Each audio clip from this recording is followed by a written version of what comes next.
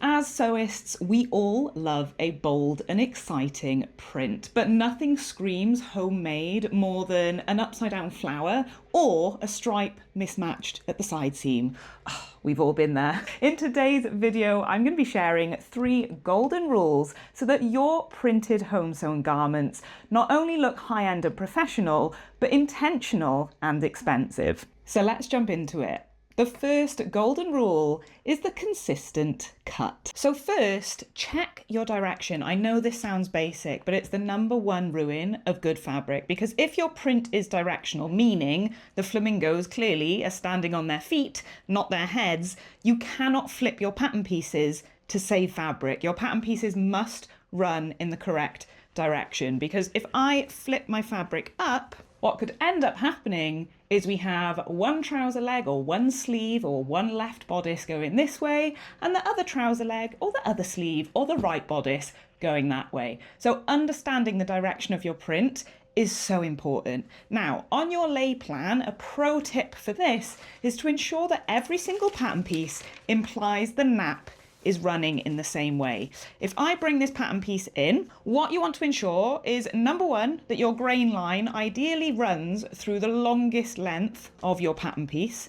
And #2, 2 arrows on a grain line mean that your pattern can be interchangeable. So I could lay it this way, or I could lay it this way. If you are drafting your own patterns, or if you're working with a shop bought one, what you might want to highlight if you're working with a directional print is a singular arrowhead, just to ensure that all of your patterns go the same way. Because if you flip one piece to fit it in, that panel will be upside down forever. Dun dun dun. So I always mark an arrow on my pattern pieces before I even lay them out. And if you're working with a directional print, then ensuring you just have that one arrow is really, really important. Golden rule #2 is print placement. Now, it gets the best of us, as can be seen on my sleepwear pyjama pants there.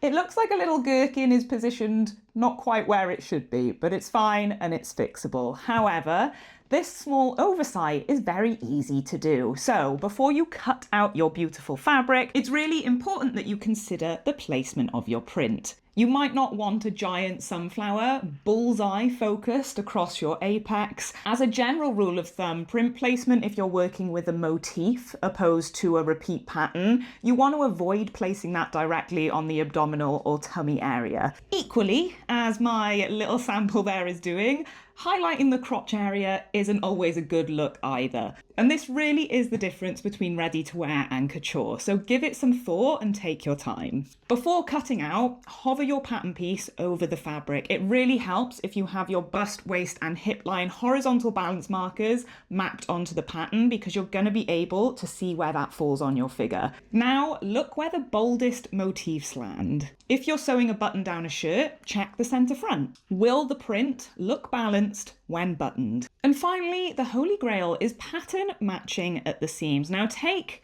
this sample here. It really does make all the difference. If you have a busy print or a small ditzy print, you don't have to concern yourself with this. A noisy print will trick the eye and you definitely don't need to pattern match. But for motifs like this one, anything a little bit bigger, or especially when it comes to directional prints such as stripes and checks, matching it up can make all the difference. This isn't magic and it's not complicated, it's just geometry. And do not rely solely on your notches. Here's how you do it. When it comes to seam matching, not all prints are made equal. So for something like a stripe, a very straightforward stripe, or a directional check like I have on my trouser, you can simply cross-reference your horizontal balance lines.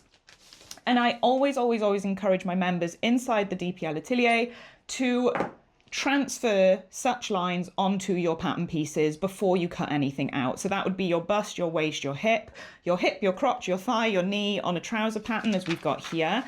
This is the front of my sleepwear pyjama pattern that you saw earlier in the video. We have a seam dissecting it down the center line of the leg because I've inserted some piping. So it's also really important to bear in mind that if you have contouring in your pattern, which is something like a dart or a curved and shaped side seam, this is where we're taking out volume so that it can contour to the body.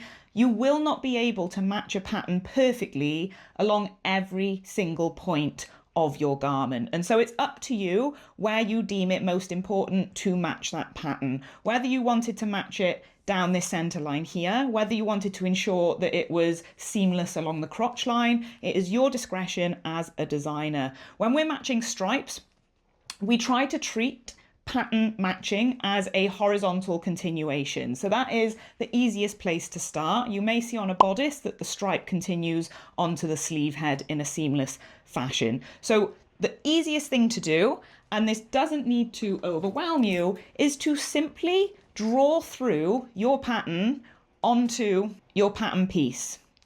And so if I did that with my flamingo print here, let's say I personally, as the designer, want to prioritize matching the pattern down the center leg, I can simply bring my pattern piece over, weight that down, and with a bit of creative license, you want to make sure that your grain line is aligned to the selvage of your seam. Make sure everything is laid as you would if you were going to go and cut that out. I can then, with my seam allowance accounted for, draw on part of my pattern, and you can just ever so lightly sketch around and draw that through onto your pattern piece like that. And if I come down here, I can see there's another flamingo, and I can draw that through like so. Notice that I'm not going up to the edge of my pattern piece, I'm going up to the edge of my stitch line. My seam allowance is accounted for. If your seam allowance is included in your pattern, if you are working on a shop bought pattern and your seam allowance is 1.5 centimeters, then you want to measure 1.5 centimeters in from the edge all along your pattern and around the circumference and perimeter.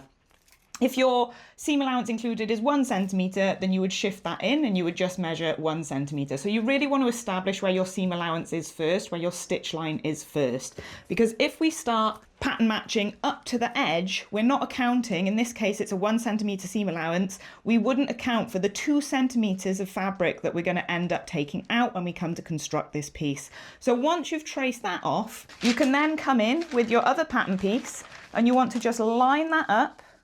Notice how I'm overlapping it to account for the seam allowance, and you want to continue drawing on your pattern. I appreciate the pattern I'm referring to as the textile design and the pattern I'm referring to as the paper sewing pattern might sound a bit confusing, but I'm sure you guys are sticking with me.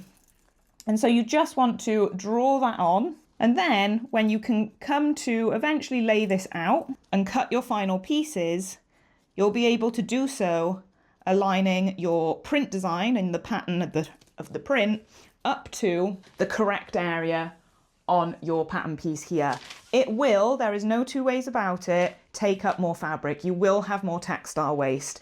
Pattern matching and ensuring that everything is seamless is a luxury technique because it costs more. There's going to be more wastage. And so if sustainability is a big part for you and your sewing process, then potentially working with something like this might not align. But as I say, using a ditzy print, the more concentrated the print, the less likely you need to match the pattern. So an example of that as a print I wouldn't bother pattern matching, for me personally, would be something like a polka dot. Even ditzier than this, something like a really tiny detailed floral motif, I would not bother pattern matching that. If you wanted something that is bigger in emblem and in design, just like I've got here with my cactus, my dead stock Bimbi Lola cactus fabric, then yes, I would want to try and pattern match something that's as big as this, because any offset, as we've seen, would be highly identifiable. And so it's really important that we take these preparationary steps before we cut out our fabric. But when it comes to sewing, top tips include using a walking foot if you have one, or simply just ensuring that you have a lot of pins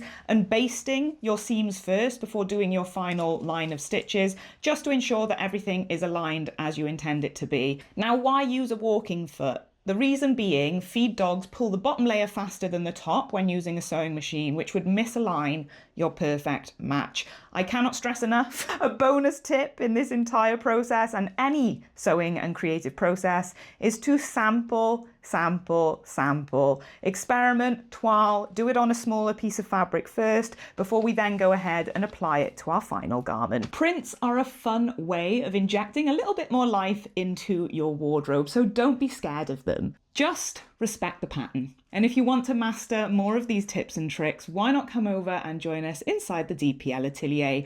We're actually celebrating turning 5 this year. And so if you click the link down below, I will be inviting you to come and join us for an open day so you can take a little sneak peek behind the scenes and see what it's all about. Because we are passionate about mastering professional finishes, having fun with our wardrobe, and unleashing our inner fashion designer. For now, stay safe, keep creative, and I'll catch you on the flip side.